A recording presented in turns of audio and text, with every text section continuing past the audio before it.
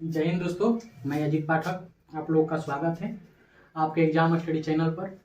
आज हम लोग स्क्वायर निकालने का तीसरा क्लास करेंगे। जो तीसरा क्लास है इसमें से दो क्लास हम लोग कर चुके हैं कि वर्ग कैसे निकालेंगे, क्या करेंगे। आज हम लोग का तीसरा क्लास है। दो मेथड तो आप लोगों को बता चुका हूँ, आज तीसरे मेथड का डिस्कशन करते हैं। जो ये मेथड है इसमें किसी एक को बेस मानकर चलेंगे। जैसे बेस मानेंगे हम, जब संख्या का वर्ग निकालना होगा और वो संख्या 50 से कम होगा। जब वो संख्या 50 से कम होगा तो हम बेस मानकर चलेंगे 50 को। बेस मानकर चलेंगे 50 को। जब 50 को बेस मानेंगे और जब भी घटाना होगा, इसमें से इस संख्या को घटाना होगा, तो हम इसको आधा करके रख लेंगे। तो 50 का आधा करेंगे तो 25 आ जाएगा।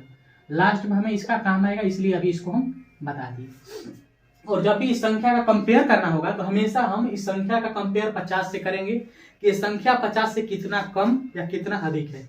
तो अभी हम पढ़ रहे हैं कि संख्या जो 50 से कम है, इसलिए हम कोशिश करेंगे कि मतलब ये ट्राई करेंगे कि जो संख्या है 50 से कितना कम है। देखते हैं, जो 36 है, यहाँ पर 36 दिया हुआ है, ये 50 से 14 कम है। जितना कम है उसका स्क्वायर लिखेंगे।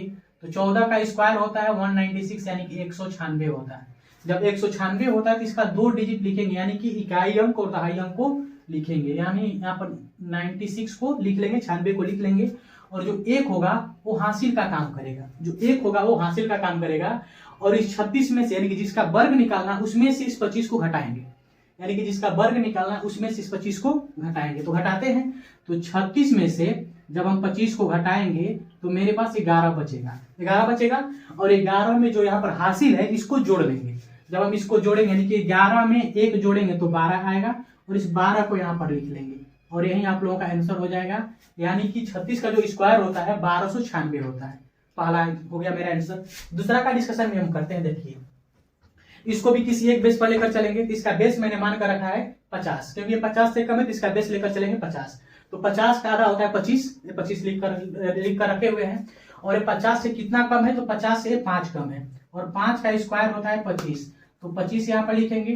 और इसके सैकड़ा वाले स्थान पर कुछ नहीं है, तो वहां पर कुछ नहीं, तो 0 बचा हुआ है। और ये 2 डिजिट, यानी कि इकाई वाला अंक और दहाई वाला अंक यहाँ पर लिख लेंगे, यानी कि 25 लिख लेंगे।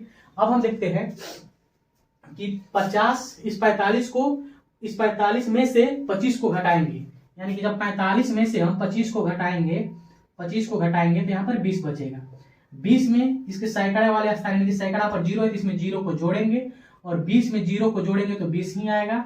और 45 का स्क्वायर हो जाएगा 2025, यानी कि 20 25, 45 का स्क्वायर आएगा 2025। तो 36 का स्क्वायर आ गया 1296, 45 का स्क्वायर आ गया 2025। इस प्रकार से हम बेस मानकर निकालेंगे। तो जब यदि आप लोग इसको समझ चुके हैं, अच्छा से जब समझ चुके हैं, तो एक क्वेश्चन मैं दे रहा हूं, इसका स्क्वायर आप कमेंट बॉक्स में जरूर दीजिएगा कि इसका स्क्वायर क्या आएगा। जय हिंद दोस्तों।